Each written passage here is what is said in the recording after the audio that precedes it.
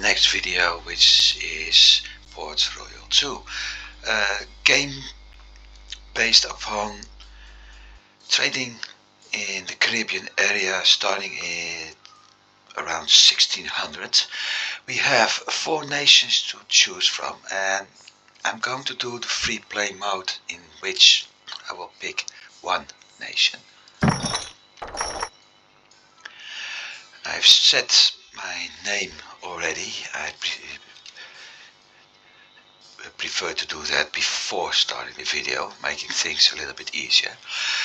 My current starting town selected is Turks Islands for the Netherlands, and I do have some other options which I will show you. Starting in San Juan as the English, Cartagena as Spanish, Margarita as the Spanish, Havana as the Spanish, Saint Augustine for the French, and that's not the French Republic but the French Kingdom, Belize as Spain, and Veracruz as Spain. As some may notice, not each and every city is historical correct.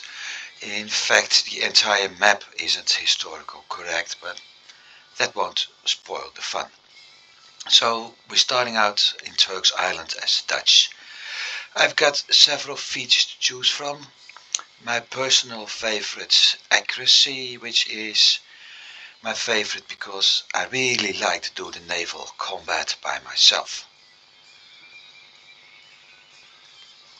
And with a little bit more damage when doing the battles myself, I will also be able to win the battles faster. So yeah, faster battles means more loot, etc, etc. There is another option, trading experience, and it's a nice discount, but over time the more I expand, the more things will be automatic, and since I lose the 5% discount when doing an automatic trading, even if it's compensated by the captain trading skill, I don't see the use for it. I mean, my captain gets a point in trading, which is a certain percentage in skill, and at that point he's already doing better as I am, so there's no use for it. Charisma, it's nice. I mean, each and every battle will boost my reputation with, as far as I know, all countries, and with a higher charisma it's easier to get better prices when trading, because countries can be range everything from hostile to very friendly, and the better your relations, the lower the prices are. So okay, it will boost my reputation, but what does it do elsewhere? Nothing. Better reputation simply means I can get a building permit soon, but I need money, so no. Swordsmanship. One of the features of Port Royale 2 is that you have to fight battles with a captain of the guards, or a ship's captain, a pirate's captain, to actually end the entire battle. So 5% bonus for the damage I do, it's nice, which means you will able to defeat that opponent faster, but the better you become in fights, the harder they will become. And although it's a nice feature, it's not my favorite, because you're basically very static. It's hit and defend, nothing else, not moving around. You could actually do 1 or 2 special moves, but that's it, so no. Like I said, I prefer accuracy. Charisma would be a nice second choice, but I prefer accuracy simply because I like to do the battles myself. So be aware, as long as I'm going to record this game, you will see a lot of naval battles. Some winning, most will be won actually, and maybe sometimes one losing.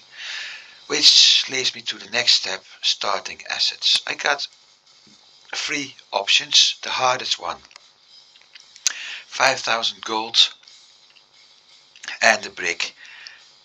The brig is a nice ship.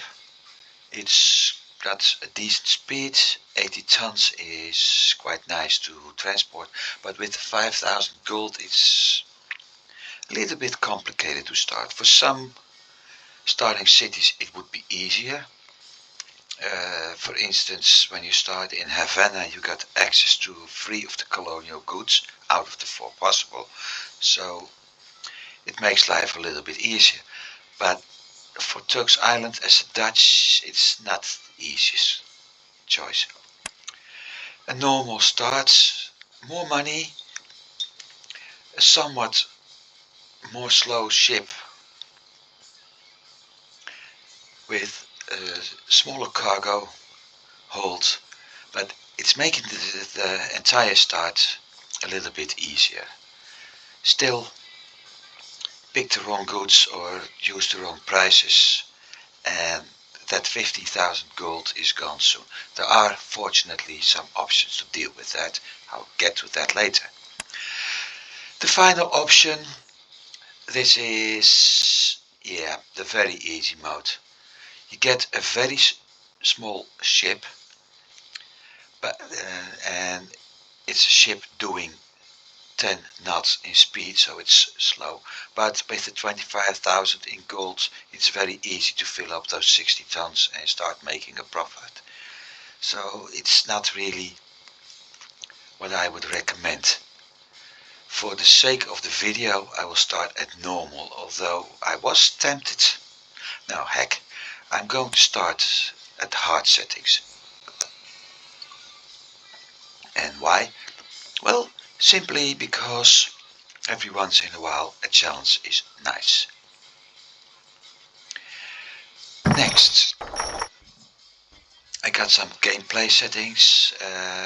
I'm starting as a Dutch, so here we are. A nice Dutch flag with a snake as logo. I'm picking the hardest difficulty setting.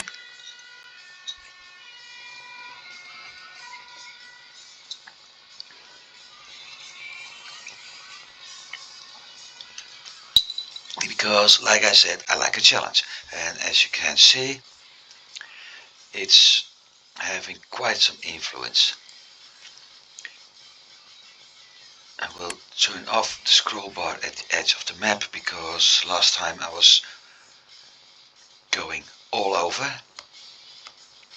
Anything else will be shown because some things are fun. So we have a very difficult setting, we have a normal setting and easy. We're going on difficult. And with that picked, let's start the game.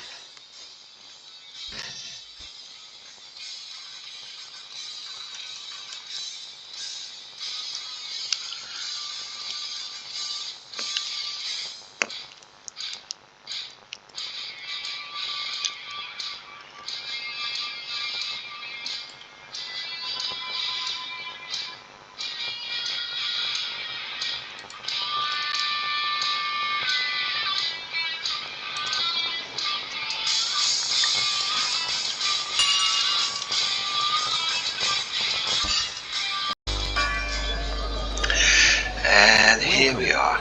You begin your career in the Dutch town in the year 1600. Your convoy is in the port with an unarmed brig, and your cash assets amount to the value displayed.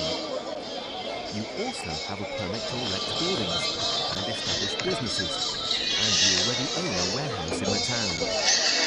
As you are young and inexperienced, you have only reached the rank of ship's boy.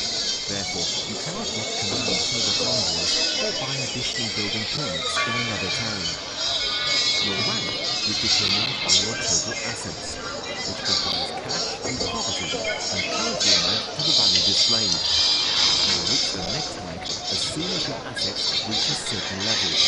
Good luck.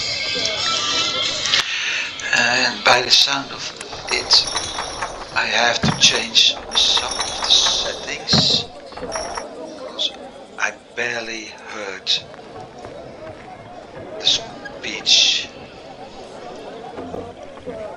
I will lower the atmosphere a little bit more. Hopefully things will be better now.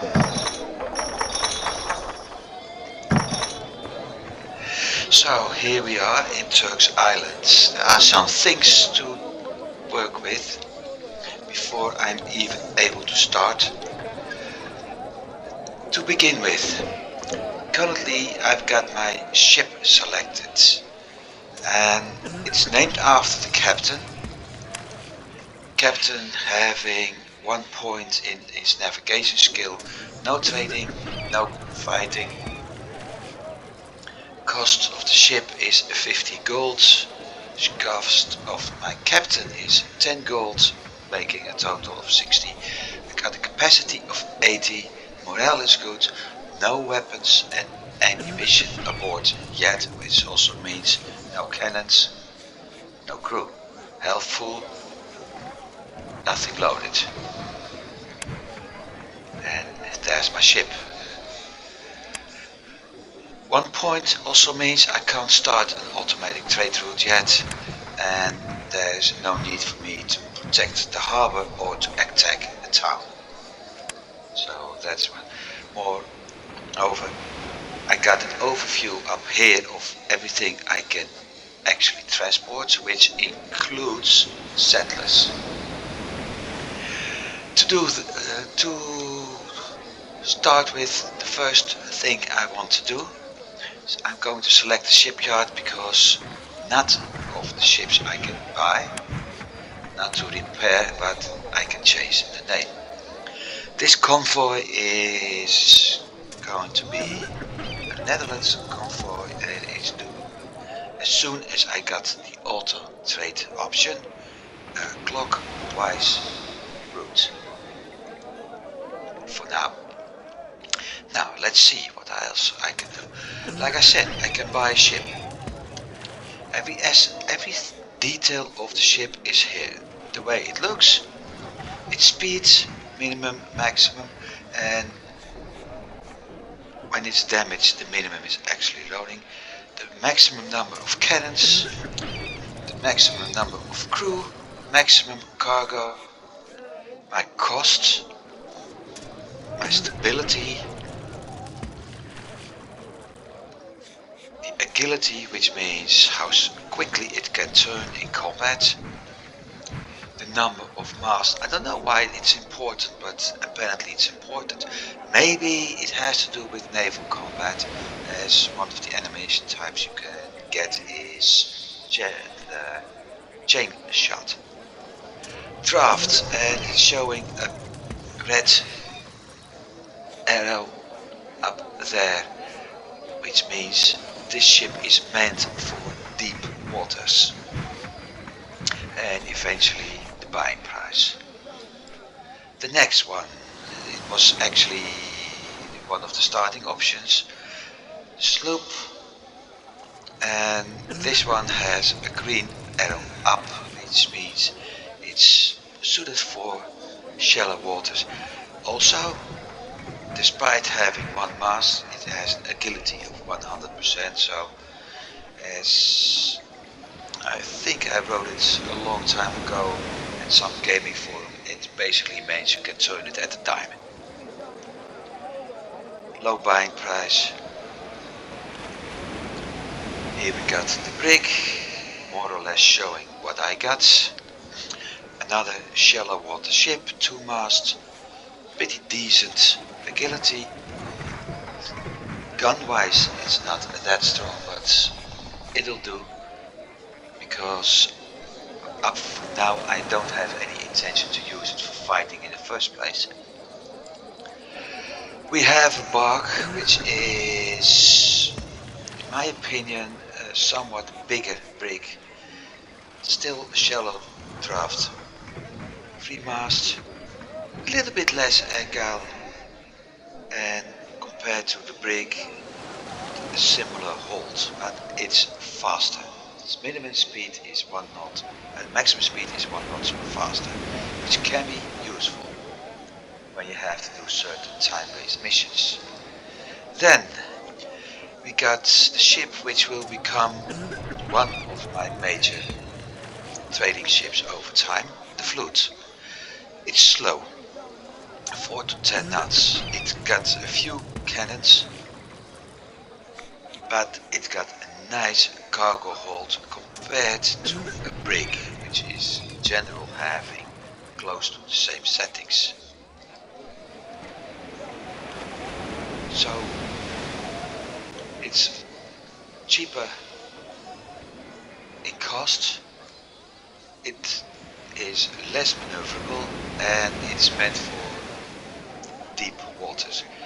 However, like I said, the 200 cargo capacity is nice because, yeah, one bark is almost 2 foot. So even if you drop 2 knots in maximum speed, you may be able to transport a lot more and make more profit because of that in more or less the same time frame. Here we got one of the special ships this game has, the trading fleet ship. The trading fleet is in general an oversized fleet having 25% more cargo, mind you 50 over 225, but as trade-off less aggro, less cannons, so defense wise it's very bad, it's very easy to be looted, and speed wise it's basically the same. However, think of this, you put a trading fleet in a convoy doing 10 knots and you're able to sell 250 barrels of a good.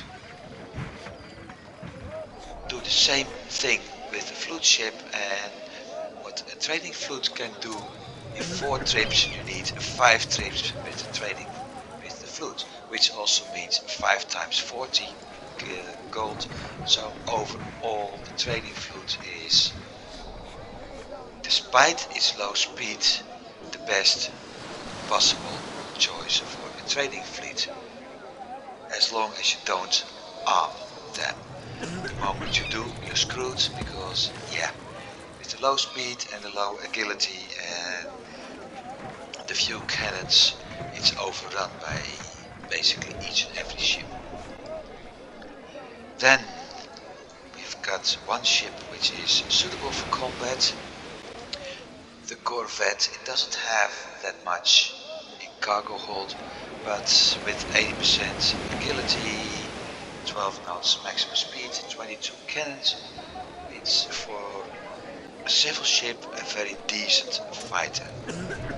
It's one of the ships I try to pick off as a fighter when I actually am able to buy one and start really doing missions. Later I will replace a Corvette by the military version of it, which I can buy in French colonial towns, not all of them, some, and over time I even buy them a better military ship with the English. So those are the ships we have, and I don't have any ship import. So that's the shipyard. Other options, other as buying ships or selling ships, is of course repairing them. Next thing, I won't go to the docks yet. The inn.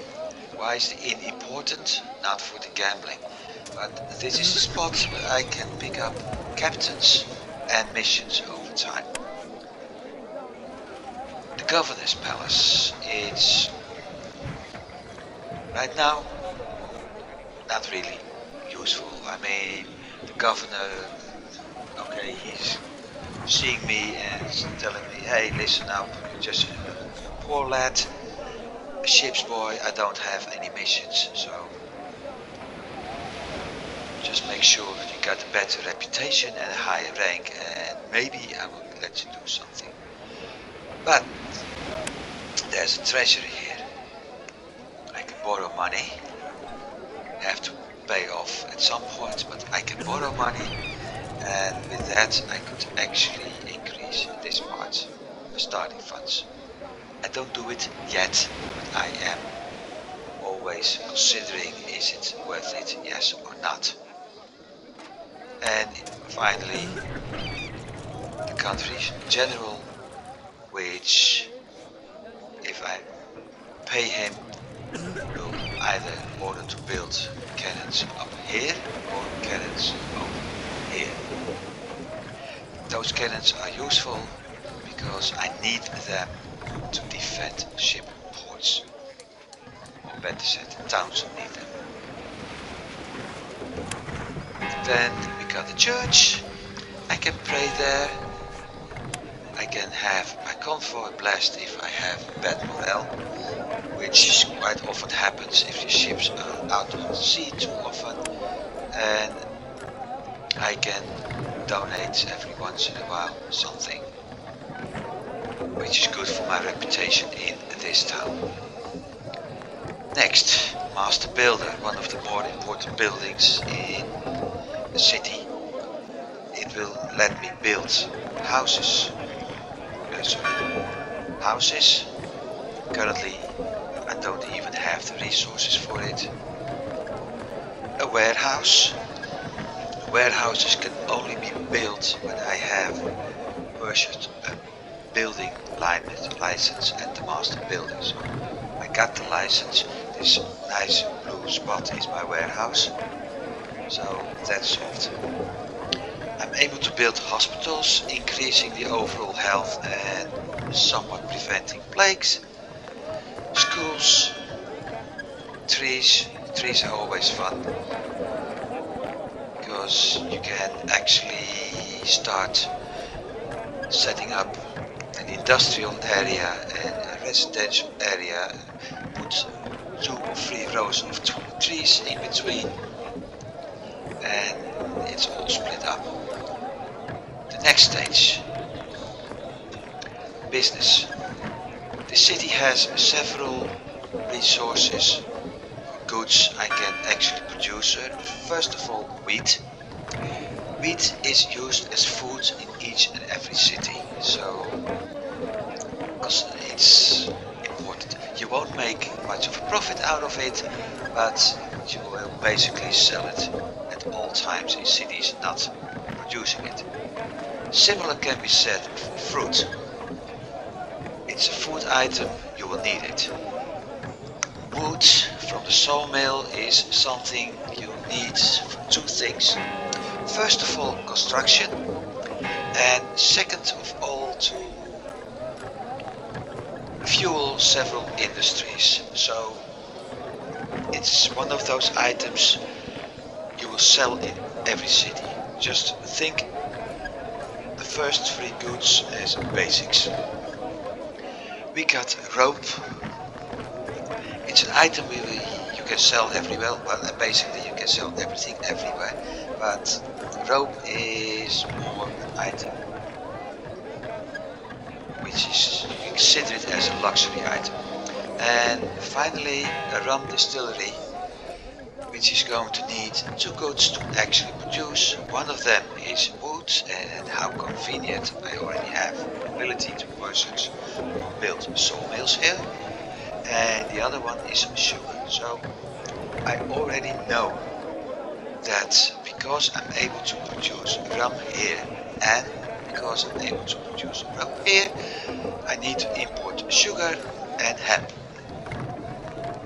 The final stage are community buildings, which currently aren't many, but I can build squares, and each and every square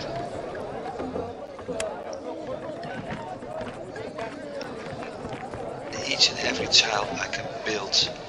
I think it's actually 2 tiles for streets, making it nice to build roads and whatever. And eventually, like I said, the master builder, he tells me, hey, you already got a permit. So those are the close parts. After that, going to the top, here we have a wheat farm, some fruit farms, a rum distillery, houses. Everything is pretty messed up. So yeah, at some point I may actually start buying stuff, build it elsewhere again, and turn the town into a residential area around with industries at the outskirts. And for each industry I think I need 4 settlers. Each industry provides 30 people. One industry got 30 jobs, and one worker adds, if I'm not mistaken, 3 other citizens. So for one industry I may need 120 settlers. Forgotten a little bit, so maybe later I will tell something completely different. Please don't bother. It's all for the information. So I selected my warehouse. Once again, I have an administrator already in place. The moment I build a warehouse, the administrator is there. Which means I have to pay costs, and the cost isn't just the admin, it's also my land taxes. I don't have extra storage costs, it's not storage costs, those are the extra ones. As soon as my warehouse is overflowing, I am going to pay extra storage costs. I don't have any residential buildings, so no taxes, and on the other side, no income as well. No business, so no cost in tax and no cost in wage. Once again, here are the 5 goods I can produce in this town. So let's move to the next. My stock. I have nothing in stock. Well, damn, but it's giving a nice overview of what I got, and more important, what I don't have. So let's start with what I have, and we notice there are 5 different sections. First of all, basics: wheat and fruit, wood, and eventually bricks.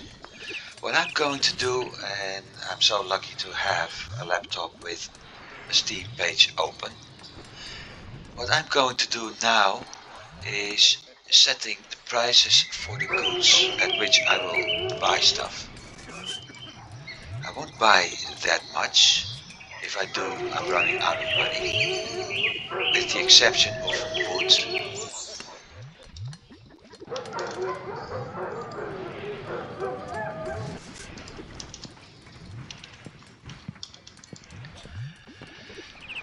I will buy those goods. Later I will pick them up, especially when I've got my auto routes running. I'm able to pick them up and sell them elsewhere. The other stuff won't be bought. Corn, sugar, cotton and hemp are raw materials needed to produce the next section, which is very nicely almost similar to in use. Corn is used to produce meat. Cotton is used to produce garments, but for garments we need something else, being dyes. Sugar for rum and hemp for rope. As I'm producing rope and rum here, I'll make sure I'm going to buy 10 of each. And in this case the prices are right.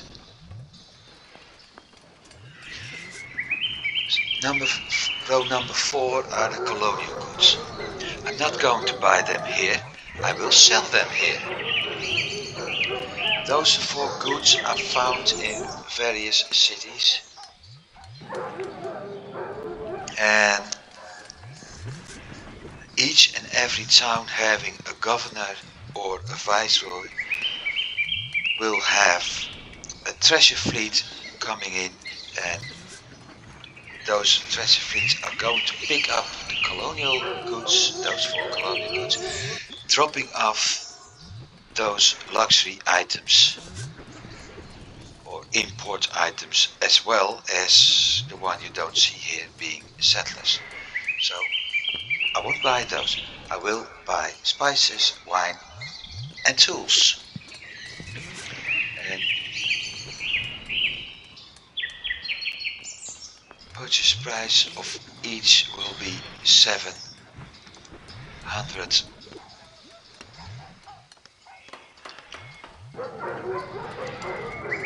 gold, and I won't buy many of them yet.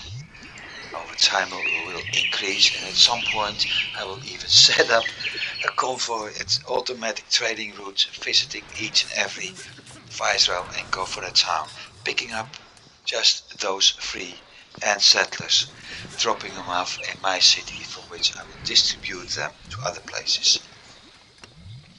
So with the buying set, I will do the same thing for selling, and this time the selling of bricks and wood is set to another number. Hang on, 120. This is easier, by the way. I don't like the slider. I prefer the old-fashioned way. I will set 60 sugar to be kept in store, and I will lock it up immediately.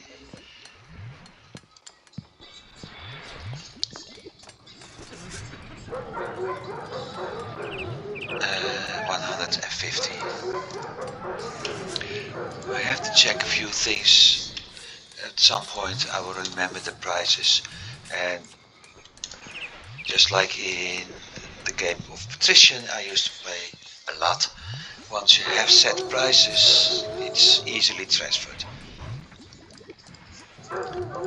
Next stage. Prices for the luxury goods are all going to be 400.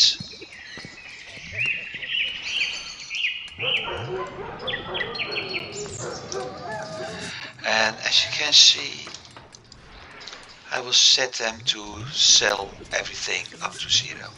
Why? Because at some point I will be producing those goods myself, and because of that I will outproduce the town at some point. The town is going to grow because of all the people I bring in to work in my industries. It can't keep up with what it's producing by itself, or basically what the AI trader is producing. So I will have to sell the goods I am producing to the city in which I am producing those goods. All will become a nice profit. Next one. Colonial goods are going to be sold at 220. Once again, to 0. So every time I have them and the price is getting above 220, I will simply sell the stuff. And last but not least, the import items will be sold as well, up to 850 as a matter of fact.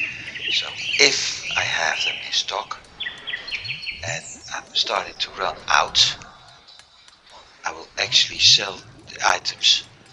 Sorry, not me, but the town is starting to run out. I'm actually selling them back to the town I bought them from previously,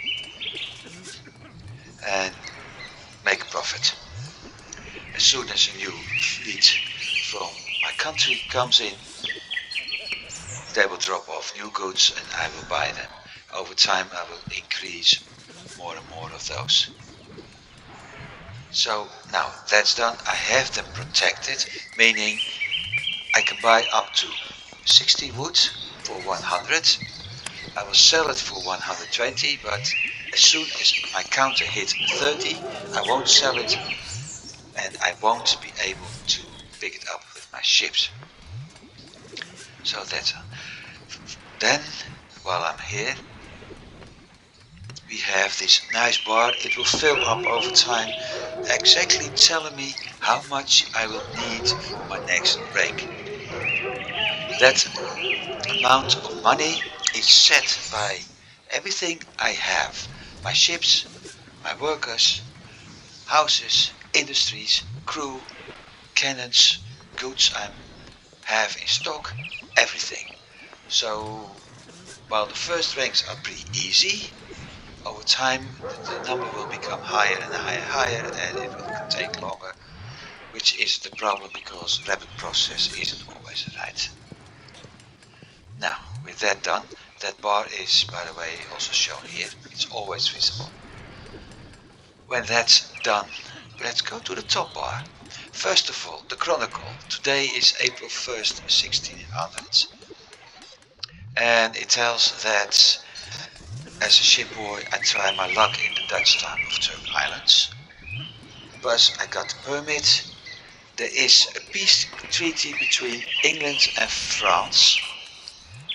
So no war. However, there's also a war between England and Holland. And the game mentions Holland, but I prefer to use the name the Netherlands. Holland was just a small part of the 7 provinces which formed the Netherlands. That's why. And at the same time, England and France are at war as well. So I may, in later situations when something like this occur, I may do the enemy of my enemy is my friend. Or in other words, I would in this case suck up to France and make sure I can increase my reputation with them and sooner or later getting a letter of marque, making it possible to attack English trade and military convoys without getting a penalty. And yeah, I'm getting more rich through that. Letter of marque costs money, but the overall profit, goods, ships, you can sell them.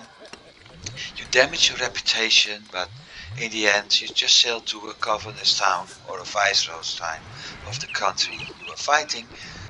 You pay a hefty sum sometimes, but still less as what you actually gained to increase your reputation back to neutral.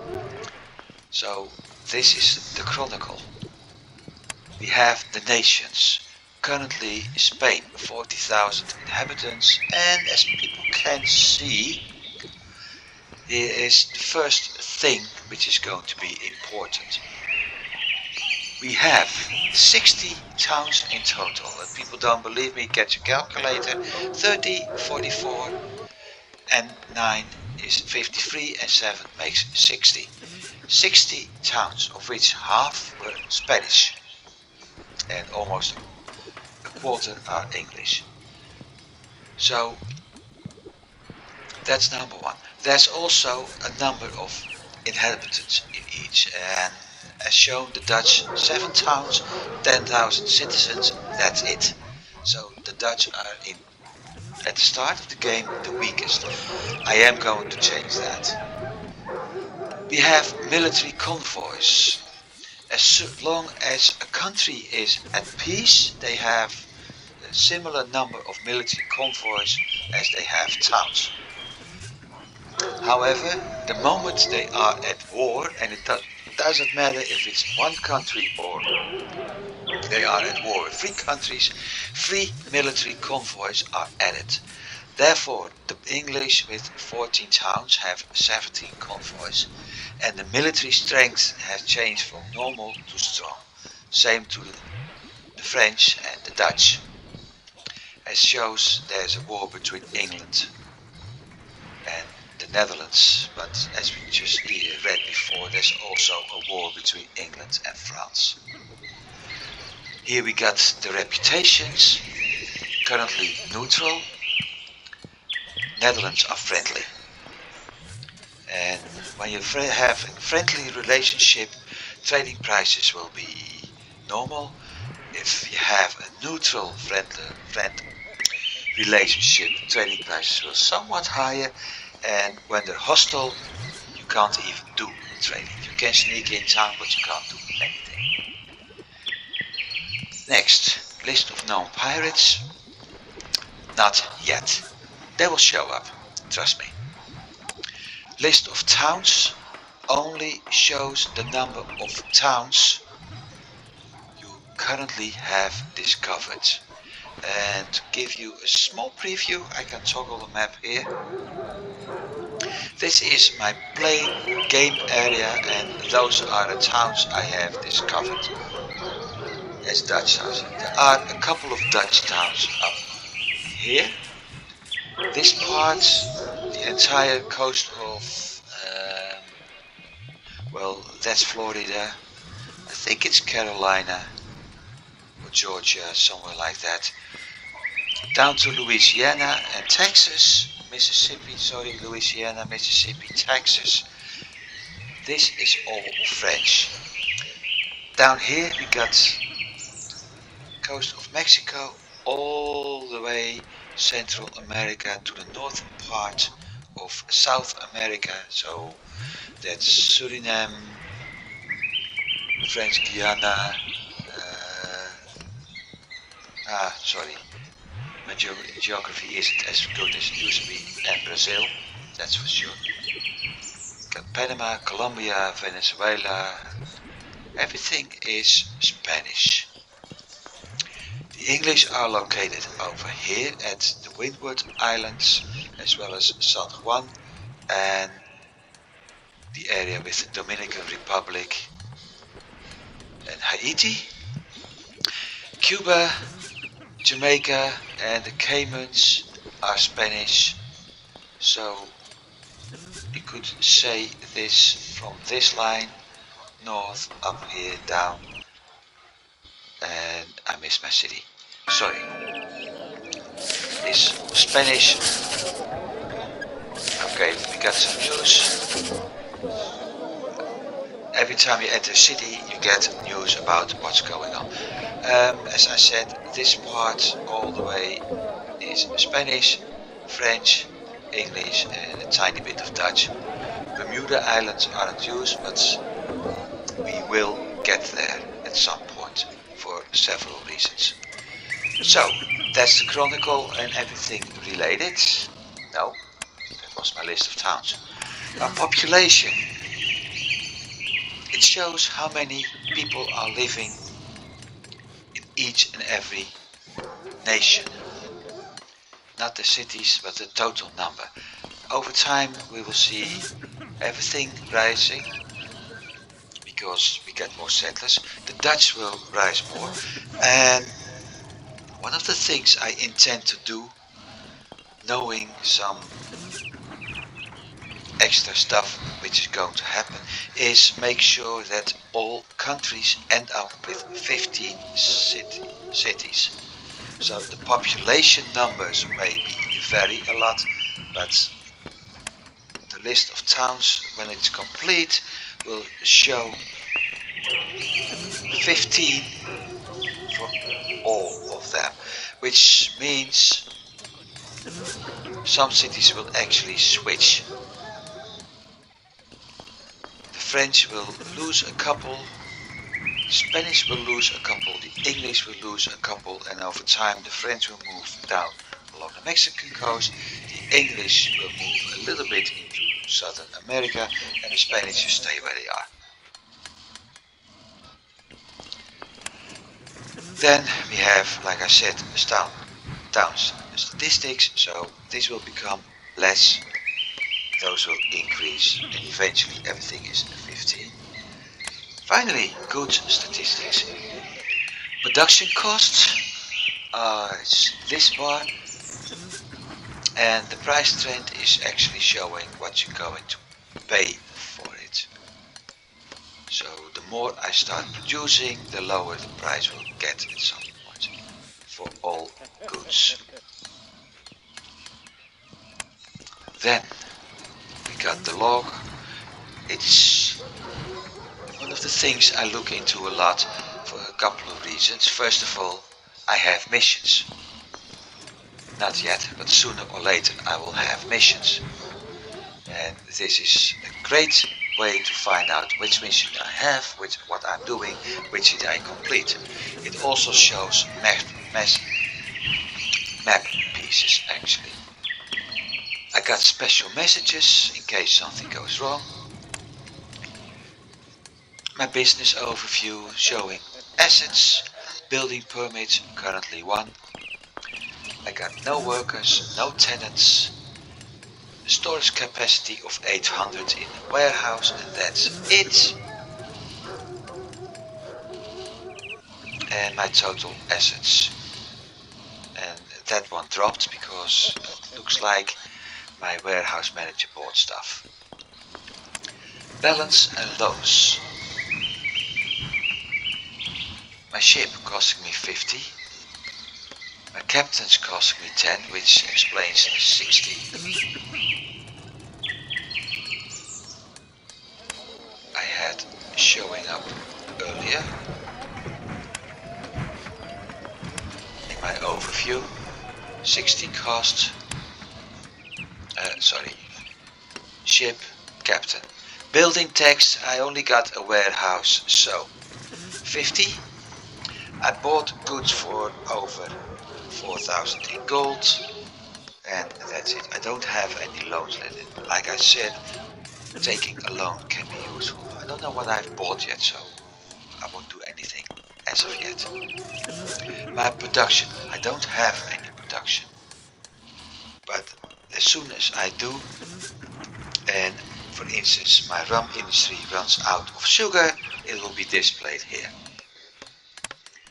My successes,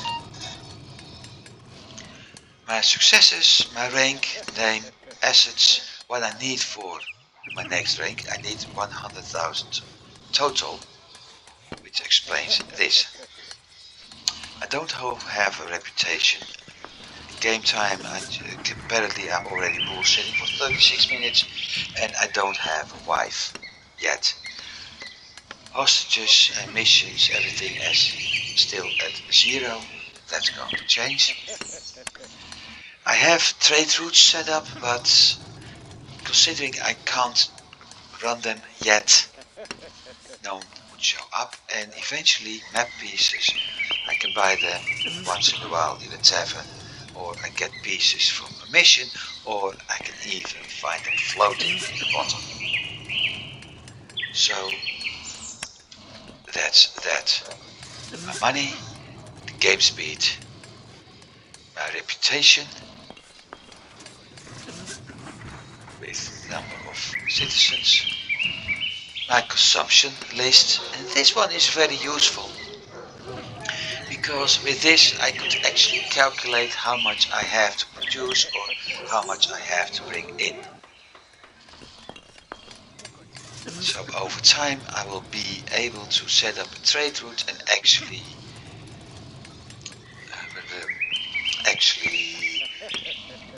bring enough goods up to full barrels, not split barrels, but up to full barrels. Importing a little bit extra to make sure that I'm always having enough goods and to survive an attack on the city done by a fleet, because the moment that happens I can't enter. I can highlight my own buildings, although what you actually do is simply turn other buildings transparent.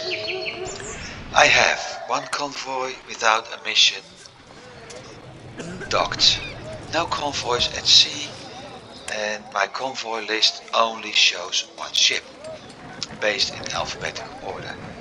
I can choose it by the number of ships, by the elements, by crew, cargo level, even by captain.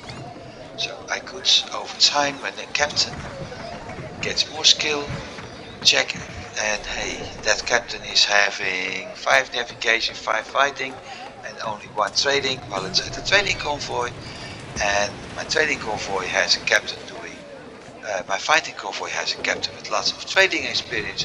I could swap them. That's why. Next, leave town and we're going outside. And I'm going to move my mouse pointer a bit to show things. First of all, we see the name of the city in yellow, which means it's a town having either a governor or a viceroy. We see it's lacking settlers by the red symbol and the minus of settlers. We see there's a desperate need of bricks, and we see there's one convoy docked.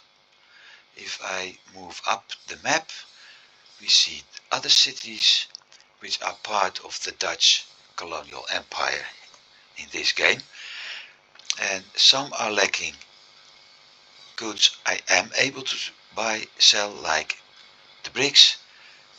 I am able to produce fruit at some point, so I'd say let's just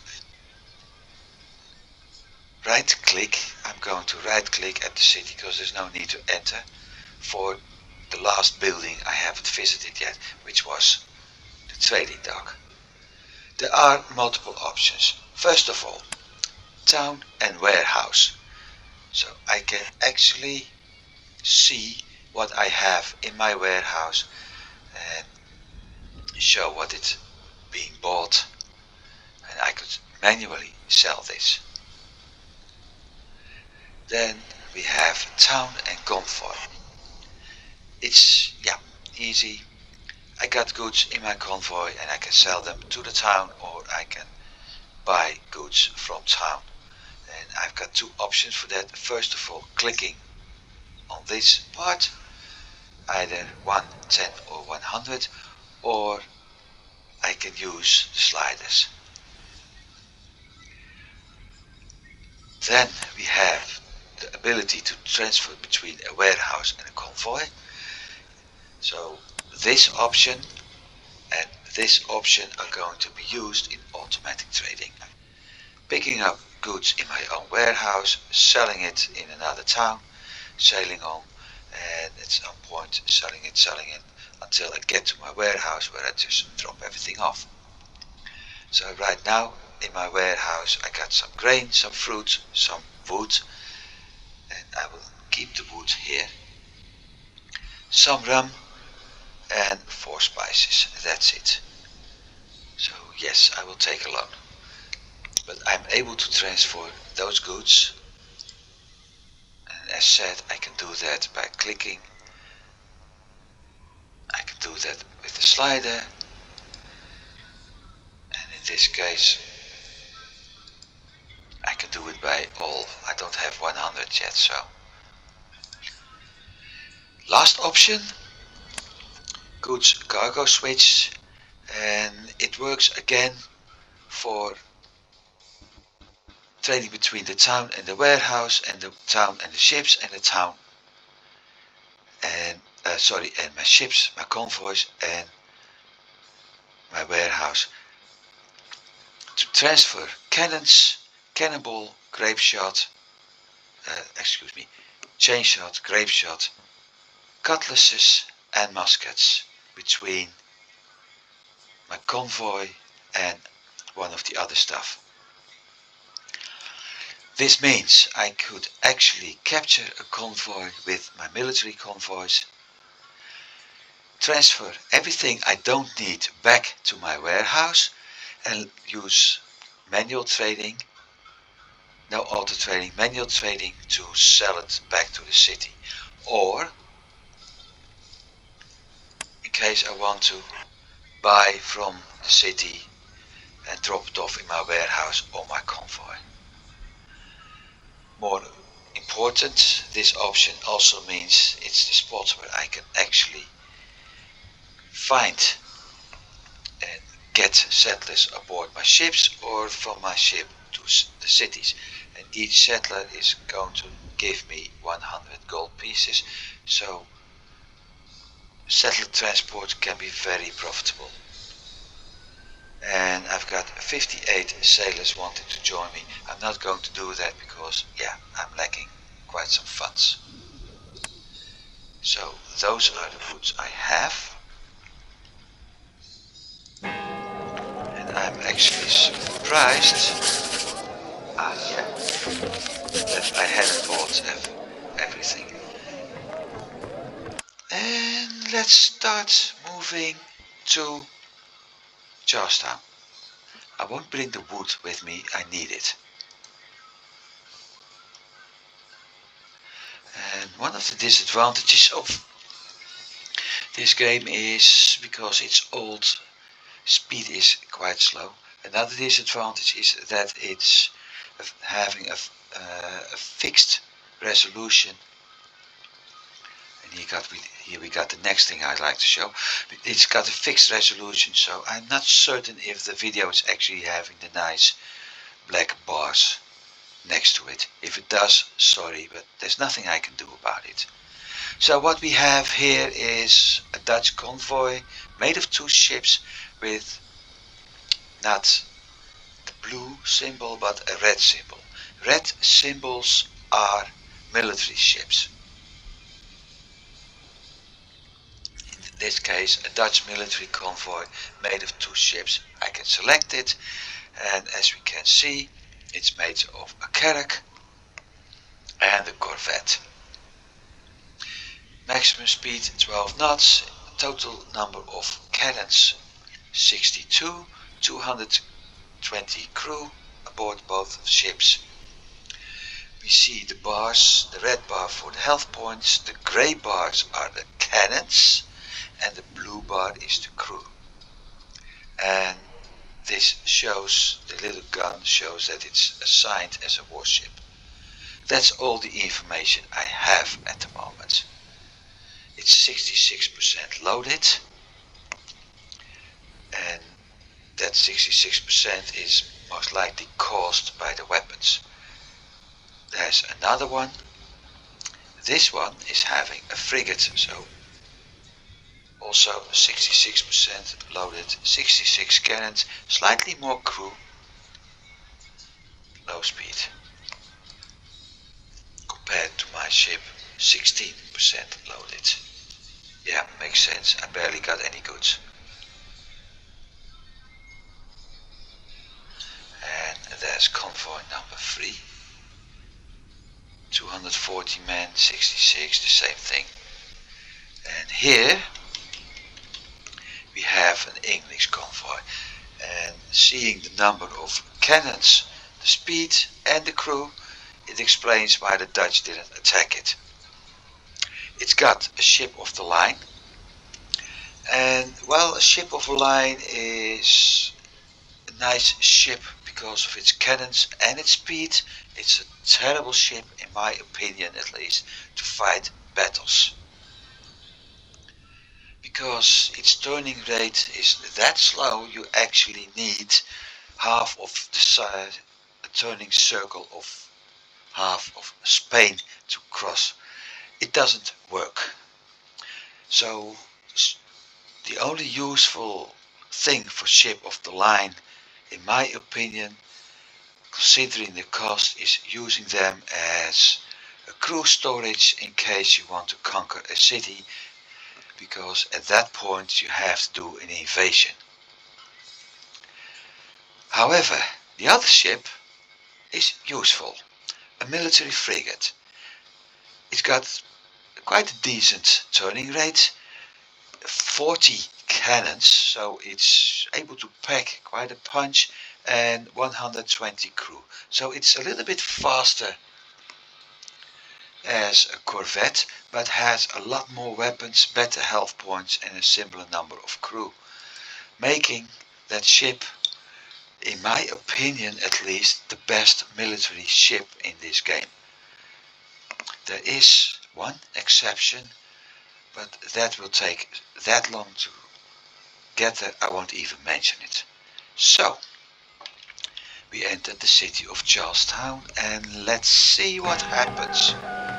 First of all, there's a town council. It's a governor's palace with less option. A treasurer and a general, and that's it. There's the inn with a captain. But as shown, no skills at all, while my captain was having 2 skills. I'm not going to replace it. The church, the master builder.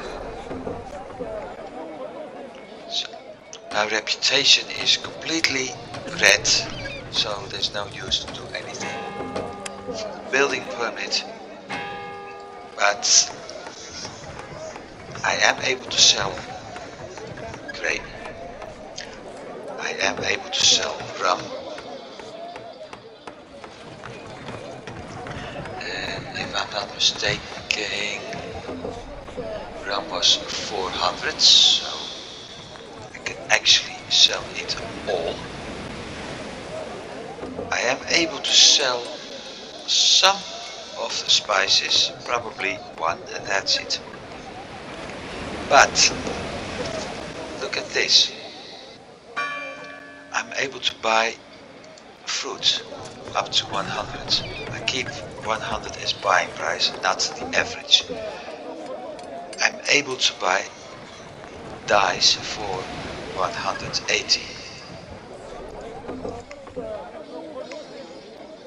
And I'm able to buy sugar. I will need the sugar in my hometown.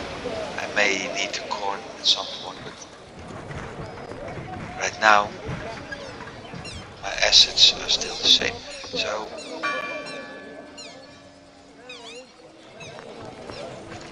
I'm not going to do anything. Now I can sail back or I sail forward. I got the 8 fruit, so let's move forward.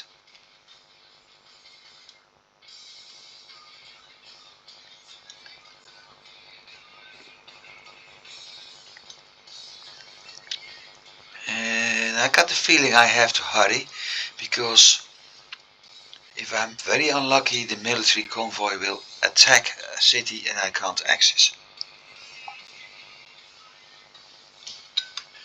I'm lucky though. And I will do the same round in Cat's Island. Check the captain. No, one skill, so no useful.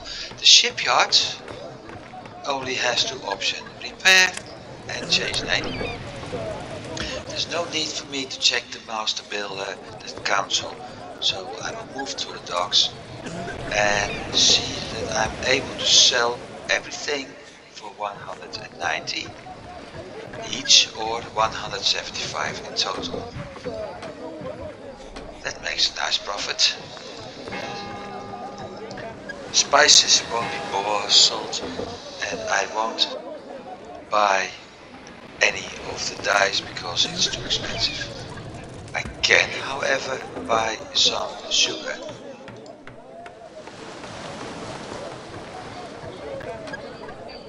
And wood.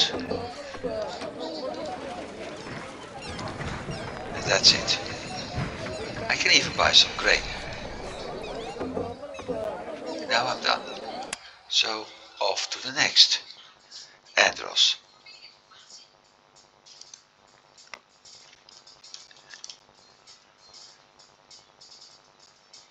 I think I have an idea where that convoy is heading to. One of the things I haven't shown, but I will do now, Andros is able to, clicking at the name, it shows my status of the town, everything, reputation, as well as the goods I'm able to buy here.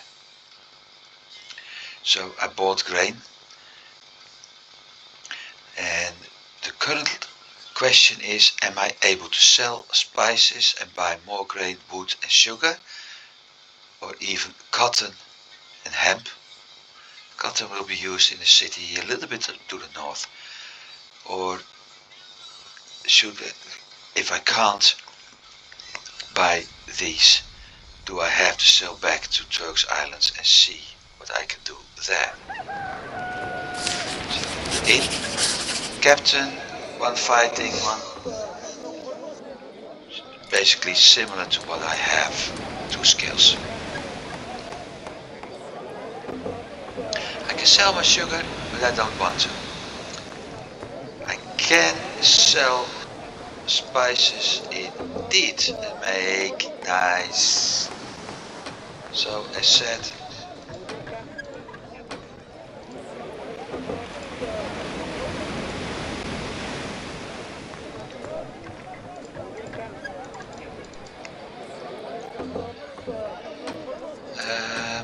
100 and out of money. So next city, Nassau, producing fruit, wood, corn, sugar and dyes.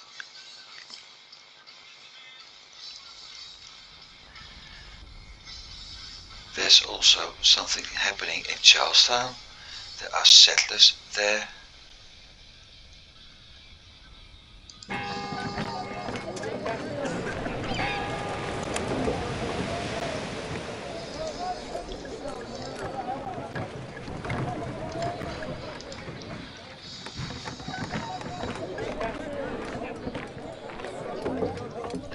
I can't do much at the moment.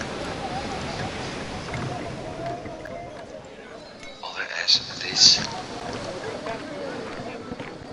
So what I will do is sail to Charlestown and I'm going to speed up at spacebar. Too late. Or maybe not. No, too late.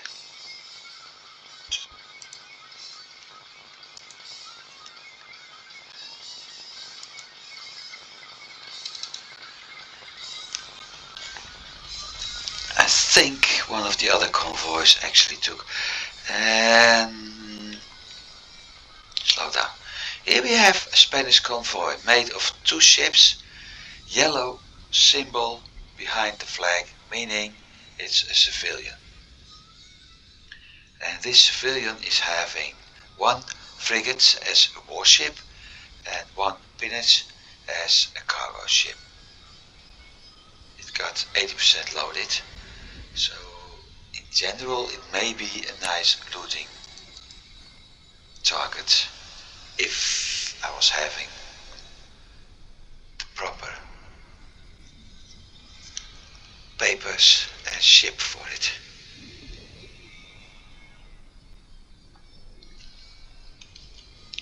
And similar to this Dutch ship, it's a trader. Over time we will see that military convoys are actually attacking not just military convoys but every once in a while the civilians as well.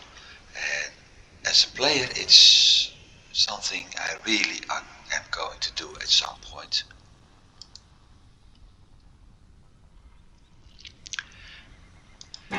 Because it's the best way to lure military convoys from direction.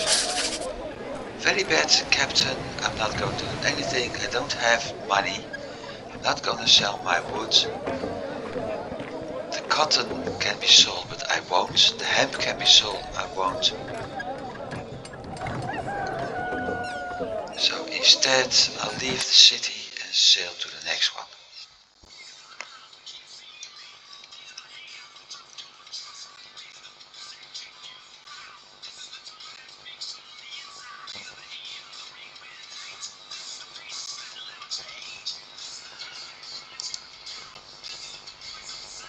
And now I made a mistake.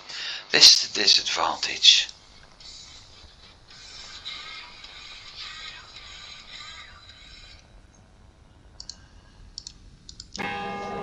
Let's visit. There is, to start with, the shipyards, similar to the governor's town. But instead of a governor we have a viceroy. And it already tells me I need to have the rank of boatswain, so for a while nothing. Then we got the treasurer and the general, so nothing important. Captain, no. Now what does Grand Bahama produce? Grain, fruit and wood. So in a way it's, with the wood it's able to support Turks Island. And luxury goods, garments and rope. And look at that, I was having hemp and cotton aboard. So with that selling prices of 150 for each. I'm able to sell all of that at once for a very nice profit. Switching back to one and instead buy garments and ropes as well as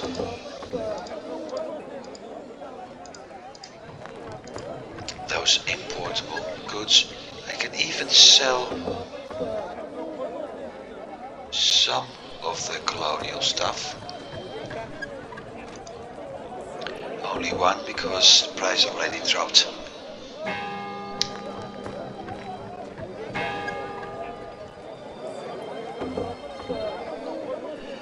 So what's next? Well, I saw there were settlers, 8 of them. So I'll offer them passage to my ship. Go out and let's check up in the north. Or should I go back to my own island? Let's go back to my hometown.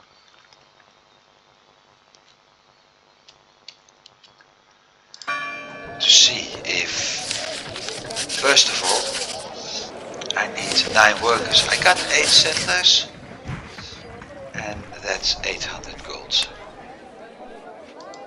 Now, let's see what I have. A sugar can be sold. I can sell the garments. I can sell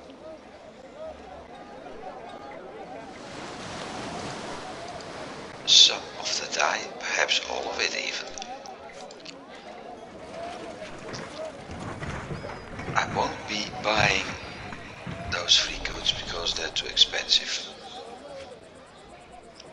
So, next up, my own warehouse. What do I have? 1 fruit,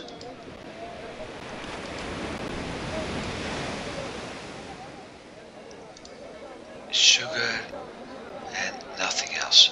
But I made quite some money, so this time I'm actually able to buy some more goods.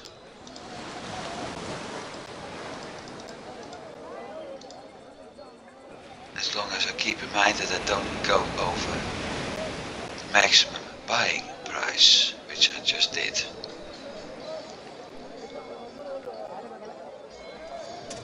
And with that,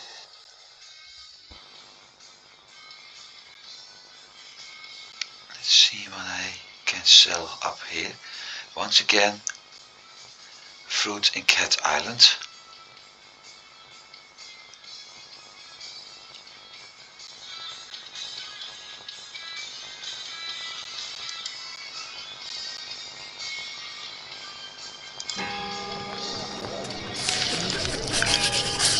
Still the same.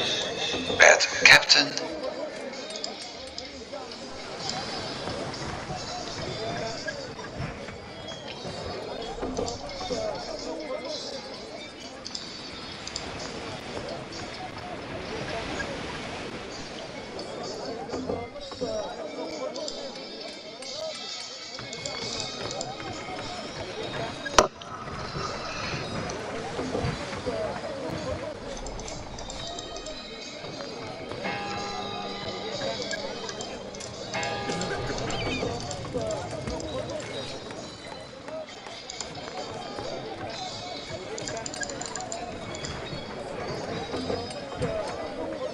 And I'm out of money.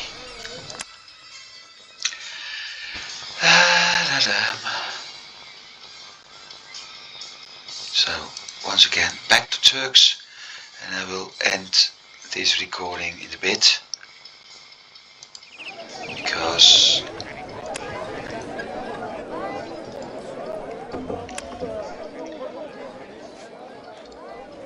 of the time.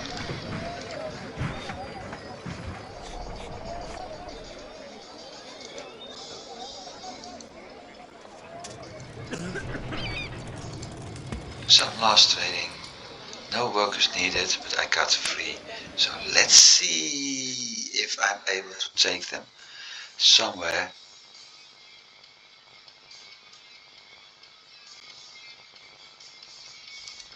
Charlestown. But that'll be another time. I'm going to save this game.